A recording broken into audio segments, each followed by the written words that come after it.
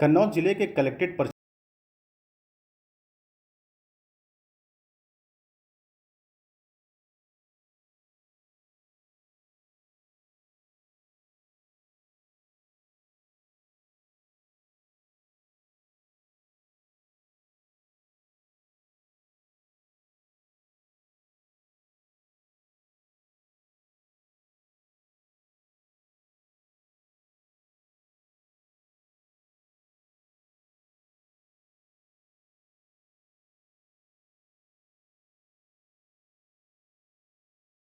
उद्यान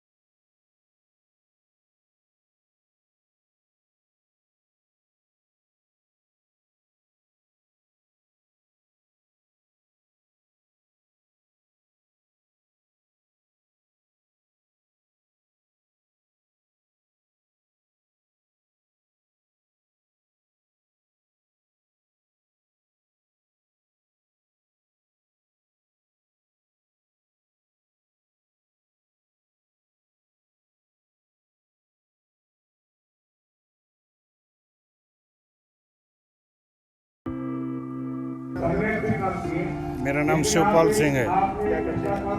हम लोगों ने एक किसान का समूह बनाया हुआ है और यहाँ जो खेती की नई नई जानकारियाँ हैं, नए नए बीज हैं, नए नए पेड़ पौधे हैं, उनके लिए खेती का मतलब बढ़ावा दे रहे हैं। तो उसमें कुछ चीज़ें जैसे फल और सब्जियों में भी कन्नौज का नाम होना चाहिए, तो उसके हिसाब से हम लोगों ने केला शुरू किया, पपीता शुरू किया, अंजीर शुरू किया, आपका सहजन का बीज लगा के सहजन शुरू किया। और ये तीनों फल आपका सहजन का फली, केला, ये आपका अंजीर, ये एक साल में अंदर आने वाले फल हैं।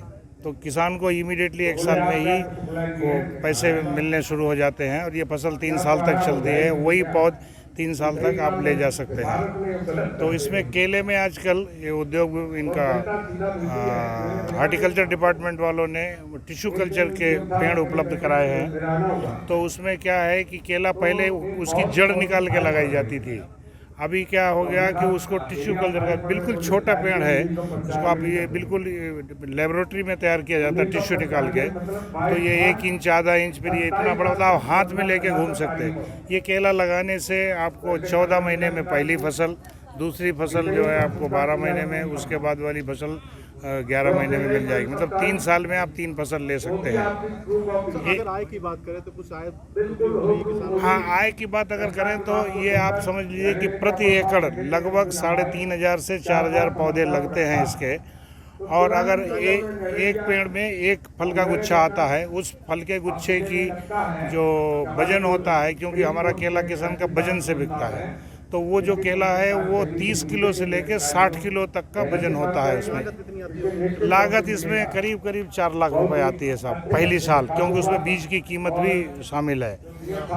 और हमको इसका उत्पादन लगभग 1200 कुंटल प्रति एकड़ होता है। अगर 10 रुपये किलो कच्चे केले का दाम हमको मिलता है, जो व्यापारी हमसे खरीदता है, तो भी हमको 12 लाख रुपए प्रति एकड़ की आमदनी होती है। उसमें शुद्ध लाभ जो है लगभग 5 लाख रुपए का, क्योंकि इसमें मजदूर थोड़ा ज़्यादा लगता है। तो मजदूर हाँ, बिल्कुल दुगनी है साहब। मुश्किल से आपका 6 लाख, 7.5 लाख, 6 लाख के बीच में खर्चा आता है, और उससे अगली साल आपका खर्चा 4 लाख ही आएगा। आज यहाँ पे सभी प्रकार के किसानों से संबंधित प्रदर्शनी लगी है, जिसमें किसानों के जो एग्री इनपुट्स उत्पाद हैं, इरिगेशन सिस्टम्स हैं, और किसानों की औद्यानिक फसलें हैं, जैसे केला है, शिमला मिर्च के पौधे हैं, बैगन है, तो ये सब्जियों के पौधे। उसके बाद यहाँ पे जैसे कि इफ़को का भी प्रोडक्ट लगा हुआ है, पशुपालन विभाग के भी चीज़ें लगी हुई हैं। नॉर्थ में आलू के उत्पादन ज़्यादा होता है, मक्का ज़्यादा पैदा करते हैं। आप लोग कई तरह के ऐसे यहाँ पर फल दिखा रहे हैं यहाँ पर, तो इसकी तरफ क्यों नहीं मोटिवेट होता है? कुछ किसान को जागरूक करके हम लोग उनको इरिगेशन सिस्टम के माध्यम से शिमला मिर्च की खेती करवा रहे हैं। उसके बाद हम लोग केला भी मोटिवेट करते हैं केला के लिए। उसके बाद जैसे केला क्या होता है, केला के साथ साथ शिमला मिर्च इंटरक्रॉप कर सकते हैं। केला में शिमला मिर्च लगा लेता है किसान तो उसको डबल से भी ज़्यादा मुनाफा हो जाता है। शुरुआत में किसान को प्रॉब्लम ये आती है कि शुरुआत में जो इरिगेशन सिस्टम ना होने की वजह से तो वो ज़िले में आलू की तरफ जल्दी भाग जाता है। जो लोग जागरूक होकर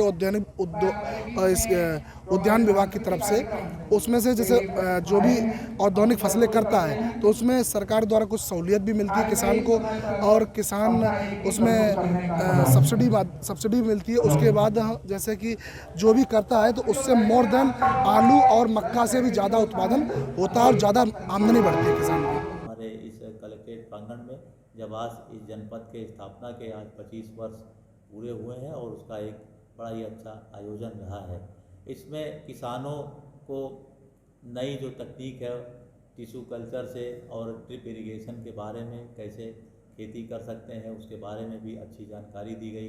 अब जैसे इस बार थोड़ी सी लेट वर्षा हुई है तो उसके कैसे हम नई फसल से उसको कैसे कर सकते हैं, आगे वाली जो खेती है उसको कैसे मेकअप कर सकते हैं, इसके बारे में भी कुछ प्रदर्शन किया जा रहा है। कुछ बायोपेस्टिसाइड्स के बारे में, इसी तरह से पशुपालन विभाग किसानों को किस तरह से बता रहा है कि अपने जो गौवंश हैं, जानवर हैं, भैंस हैं, उनकी कैसे देखभाल करें, इसके बारे में जानकारी दी जा रही है।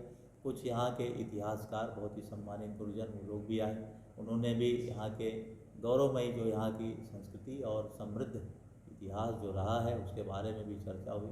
तो बहुत ही सार्थक और बड़े ही सकारात्मक और अच्छे माहौल में यहाँ पे लोगों को जानने सुनने का मौका मिला है।